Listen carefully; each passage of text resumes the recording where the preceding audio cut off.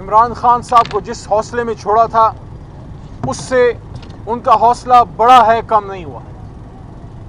ہاں، انہوں نے خود یہ بات کی کہ تقریباً 5 دن ان کے سیل کی بجلی بند تھی، اور انہوں نے کہا کہ کوئی 12-14 گھنٹے 10 گھنٹے سے زیادہ جو ہے وہ اندھیرے میں رہنا پڑتا تھا۔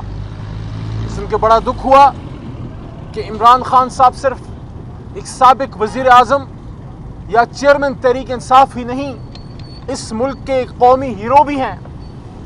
کیا زندہ قومیں اپنے ہیروز کے ساتھ یہ کرتی ہیں؟ کیا سابق وزیر اعظم اس سلوک کا وہ متحمل تھا، یا عمران خان صاحب کے ساتھ یہ جو کیا گیا کیا یہ جائز تھا؟ اور آپ کو اس سے کیا ملا؟ کیا عوام سے ان کی محبت کم ہو گئی؟ کیا عوام سے ان کا رابطہ ٹوٹ گیا؟ راستہ ان کا دلوں کے ساتھ جو ان کا واسطہ ہے وہ ٹوٹ گیا؟ کیا عمران خان صاحب کا حوصلہ ٹوٹا یا عوام کا حوصلہ ٹوٹا؟ وہ تو بڑا۔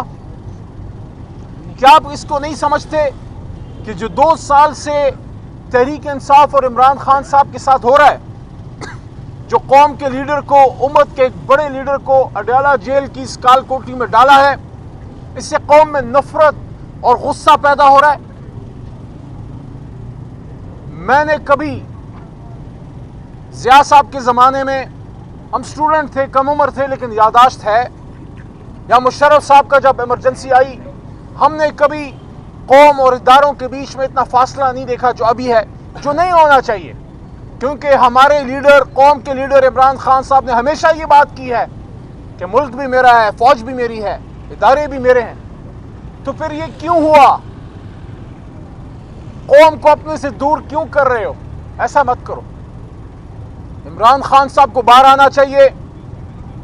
عمران خان صاحب کا ایک سٹیٹمنٹ ہوگا اور پھر پوری قوم اور ادارے اور سب لوگ آپس میں دوبارہ باہمی شیر و شکر ہوں گے۔ لیکن یہ کام اس 25 کروڑ میں ایک آدمی کر سکتا ہے، اور اس کا نام عمران خان ہے۔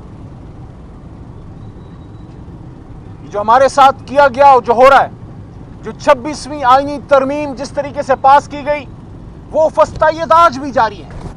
کل رات جس طرح ہمارے بہت ہی محترم ایم این اے جناب خواجہ شیراز صاحب کو اٹھایا گیا، غائب کیا گیا، یہ کیا ہے؟ سعد اللہ بلوچ صاحب کو پریشرائز کرنے کے لیے ان کے گھر کی خواتین کو اٹھایا گیا تھا، کل ان کے گھر پہ حملہ ہوا ہے، اور اس کی ویڈیو بھی آئی ہے جو ہماری جماعت نے شیئر کی ہے کہ ان کے گھر کو، ان کی گاڑی کو، چیزوں کو توڑا گیا ہے۔ یہ کیا میسج ہے؟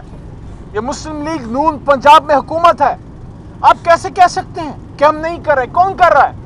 حکومت آپ کی ہے، وزیر اعلیٰ صاحبہ خود بیٹھی ہیں، آپ خاتون ہیں، آپ کی حکومت کے نیچے خواتین کے ساتھ جو کیا جا رہا ہے، آپ کیسے ہی کہہ سکتے ہیں کہ کوئی اور کر رہا ہے، ہم لوگ نہیں کر رہے؟ اگر آپ لوگ کر رہے ہیں تو قابل شرم ہے، لیکن اگر آپ لوگ خدا نخواستہ اتنے بیکار ہو گئے کہ آپ نہیں کر رہے، کوئی اور کر رہے، تو پھر کرسی چھوڑ دیں۔ یہ کیا بات ہوئی؟ شہباز شریف صاحب، میاں نواز شریف صاحب، مریم صاحبہ، آپ لوگوں کی حکومت ہے، آپ کی حکومت میں ہمارے بندے غائب کیے جا رہے ہیں، اٹھائے جا رہے ہیں، گھر توڑے جا رہے ہیں، چادر چار دیواری کا تقدس پامال کیا جا رہا ہے۔ عمران خان صاحب کے وکیل انتظار پنجوتا کے ساتھ جو کیا گیا، میں نے بھی یہ کالا کوٹ، یہ واسکٹ کالی، یہ وکیل کا نشان پہنا ہوا ہے۔ آپ مجھے بتائیں، باقی باتیں چھوڑیں، انتظار پنجوتا کے بچوں نے، اور مجھے نعیم نے بتایا تھا جو ان کے کزن ہیں ہمارے وکیل خان صاحب کے، نعیم حیدر نے، کہ ان کی بچیاں ہیں، ان بچیوں نے جب اپنے باپ انتظار پنجوتا کو اس حالت میں دیکھا ہوگا، آپ مجھے بتائیں کیا وہ آپ سے پھر محبت کریں گے؟ کیا آپ قابل فخر کردار ادا کر رہے ہیں؟ اور پاکستان کے نوجوان مڈل کلاس کو کیا میسج دے رہے ہیں کہ چاہے آپ CSS کر لیں، چاہے آپ وکیل بن جائیں، ڈاکٹر بن جائیں، اگر آپ حق بات پہ کھڑے ہوں گے تو آپ کے ساتھ یہ کیا جائے گا جو اعظم سواتی کے ساتھ کیا جا رہا ہے، جو انتظار پنجوتا کے ساتھ کیا گیا۔ قوم کا بیٹا بہادر، جس طرح شریار خان افریدی نے سڈیالہ جیل میں مصیبتیں جھیلی، ایک اور بیٹا قوم کا مراد سعید جو کب سے اپنی جان بچانے کے لیے روپوش ہے، اس دھرتی کا ایک اور بہادر بیٹا بلوچستان کا سپوت قاسم خان سوری، جو فخر ہے بلوچستان کا نہیں، پورے پاکستان کا، اس کو ملک چھوڑنا پڑا. یہ کیوں کیا جا رہا ہے؟ آج پاکستان سے آج عمران خان نے خود مجھے یہ کہا کہ نوجوان ملک سے جا رہے ہیں, برین ڈرین ہو رہا ہے, لوگوں کو امید نظر نہیں آ رہی اس حکومت میں اور اس پورے نظام میں. لیکن انہوں نے ایک بڑی زبردست بات کی جو میں آپ سے کہنا چاہتا ہوں.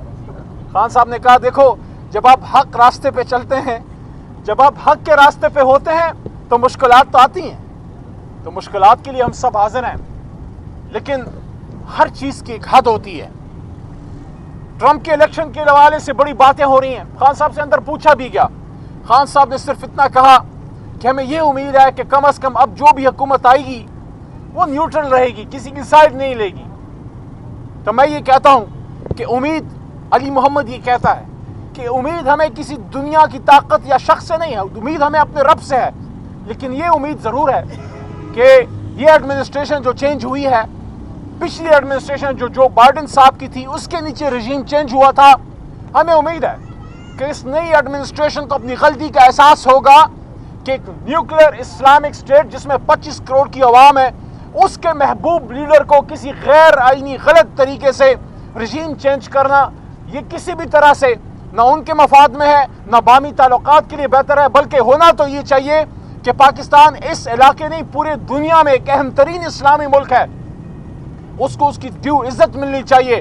اور اس عزت کا تقاضا یہ ہے کہ یہ قوم جس لیڈر کو اپنا لیڈر مانے اس لیڈر کو لیڈر کا رول دیا جائے, اس لیڈر کو اس قوم کو لیڈ کرنے دیا جائے. اس کا انجام یہ نہیں ہونا چاہیے کہ کسی کو روڈ پہ مار دو, کسی کو شہید کر دو, اور جو کسی بھی طریقے سے نہ مانے اس کو 460 دنوں سے جیل میں ڈال دو. تو یہ جس طریقے سے آئینی ترامیم کی گئی بالکل غلط تھا. اور اب آخری بات, یہ جو ابھی پرسوں کچھ قانون پاس کیے گئے ہیں جس میں آرمی ایکٹ بھی ہے اور جس میں سپریم کورٹ کے حوالے سے ججوں کی تعداد کا اضافہ بھی ہے. دیکھیں شخصیات آتی جاتی رہتی ہیں. آج عاصم منیر صاحب ہیں, کل کوئی اور ہوگا, ان سے پہلے کوئی اور تھا. عہدہ رہتا ہے, ادارہ رہتا ہے. ہماری کنسرن یہ ہے کہ آپ نے جو بھی قانون پاس کرنا تھا آپ نے اپوزیشن سے انگیج کیوں نہیں کیا, حکومت نے اپوزیشن سے رابطہ کیوں نہیں کیا, آپ نے اس پہ ڈیبیٹ کیوں نہیں کی؟ کیا یہ ہمارا ملک نہیں ہے؟ کیا یہ ہمارا ادارہ نہیں ہے؟ اگر کوئی بھی آپ قانون پاس کرنا چاہتے ہیں آپ ہم سے انگیج کیجئے, ہمیں کنونس کیجئے کہ یہ ملک کے لیے بہتر ہے.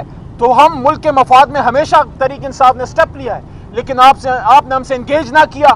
آپ نے قائمہ کمیٹی برائے قانون میں یا قائمہ کمیٹی برائے ڈیفنس میں یا قومی اسمبلی کے فلور پہ اس پہ ڈیبیٹ نہیں کی.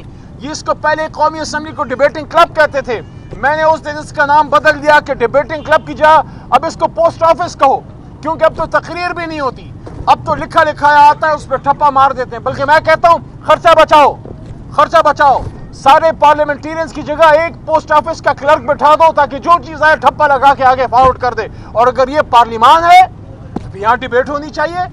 آپ نے اگر کسی ادارے کے سربراہ کی مدت میں توسیع کرنی ہے, ٹائم فریم میں, یا کچھ بھی کرنا ہے اس کو ڈیبیٹ کریں. اگر اچھا ہے تو پاکستان کے مفاد میں ہم آپ کے ساتھ ہیں, لیکن آپ نے تو ڈیبیٹ ہی نہیں کیا. ماضی میں ایکسٹینشنز بھی ملی ہیں لیکن اصولی طور پہ تحریک انصاف ایکسٹینشنز کے حق میں نہیں ہے.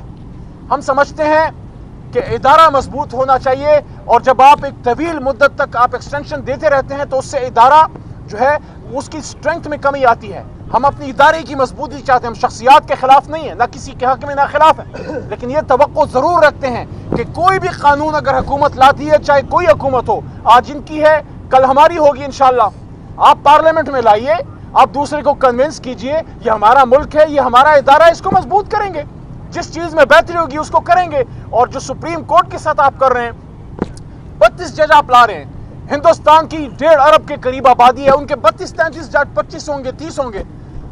امریکہ جیسے ملک میں شاید 30 بھی نہیں ہوں گے, 30 کے قریب ہوں گے. آپ 25 کروڑ کے ملک میں اچانک 50% انکریز کیوں کر رہے ہیں؟ آپ کیوں سپریم کورٹ کی طاقت کو کم کرنا چاہتے ہیں؟ پہلی چیف جسٹس کے عہدے کے ساتھ آپ نے کھلواڑ کیا. اور خان صاحب سے پوچھا, یہ بات میں نے رکھی سامنے, تو خان صاحب نے کہا کہ ایک ہی مقصد ہے, سپریم کورٹ کی طاقت کو ڈائلیوٹ کرنا. دیکھیں لیڈر کی ایک بات ہوتی ہے, انہوں نے بتا دیا مقصد یہ ہے کہ سپریم کورٹ کی طاقت کو کم کریں. آپ 32 جج لانا چاہتے ہیں, آپ نے ڈیبیٹ کیا, آپ نے قائمہ کمیٹی برائے قانون میں اس کو لائیں, وکلاء سے بار کاؤنسل سے آپ نے ڈسکشن کی ہے؟ آپ اچانک جو ہے ایک چیز لے کے آگے اس کو آپ نے پاس کیا اور فوری آپ نے اجلاس ختم کیا۔ ہمارا نقطہ یہ ہے جو بھی پاس کرنا تھا، جو بھی لانا تھا، پہلے قومی اسمبلی کے فلور پہ لائیں، اپوزیشن سے انگیج کریں، اس کے بعد ہم اس کو عمران خان صاحب کے پاس اڈیالہ لے کے آتے، اور اگر وہ اپروو کرتے تو ہم بھی آپ کو سپورٹ کر دیتے۔ لیکن آپ نے ایسے کیا جیسے خدا نخواستہ آپ کے پیچھے کوئی ڈنڈا ہے اور آپ بھاگے جا رہے ہیں۔ آپ کو کیا جلدی ہے؟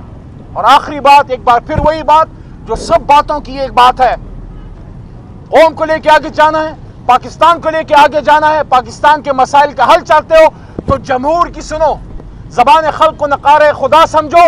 زبان خلق 8 فروری کو بولی تھی اور ایک ہی آواز میں بولی تھی کہ کون بچائے گا پاکستان؟ اللہ کے کرم سے عمران خان۔ آپ عمران خان کو باہر لے کے آئیں، ان کو موقع دیں، انشاءاللہ جب ہمیں ہمارا مینڈیٹ واپس ملے گا، عمران خان صاحب باہر آئیں گے، واپس پاکستان کے وزیر اعظم بنیں گے۔ سفر وہیں سے شروع ہوگا جہاں سے بیرون ایما پہ روکا گیا تھا، رجیم چینج کی گئی تھی۔ انشاءاللہ پاکستان آگے بڑھے گا، پاکستان ترقی کرے گا۔